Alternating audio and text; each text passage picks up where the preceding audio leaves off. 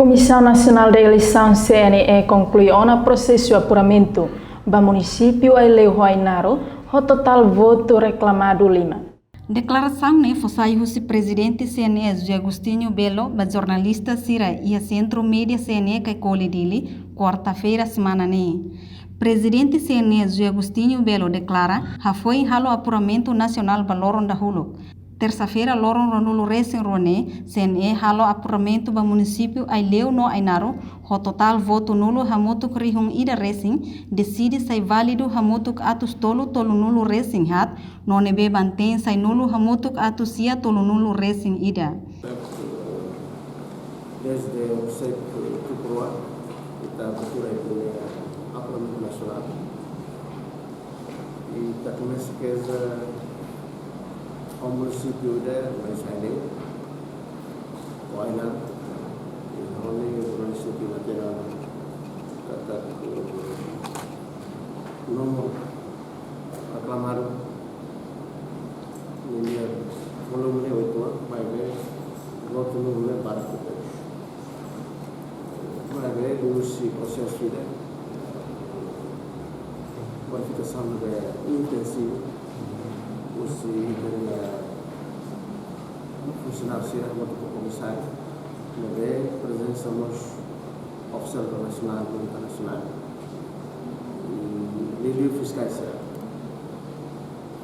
O todo itare no decide lá do resto do dia e votos no lugar os Aileu 526 e que consegue verificar e voto o senhor de balo sai válido para a candidatura do segundo ou 16. Voto válido do Aileu nele 154 considera-se válido e mantém a FATI 371. Deve ter um número de faiva realidade do Sandono Racine. Tudo ideia de voto e está confirmando que ini yang berhasil data. Kami sama Ainaro usi voto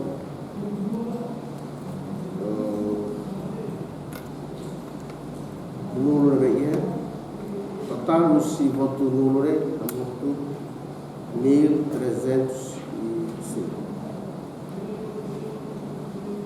e o processo toma que é apuramento halal tocar a voto kita verifica dulu o princípio da catuaisa voto se nulo verifica halal dia para levatin direito para candidato.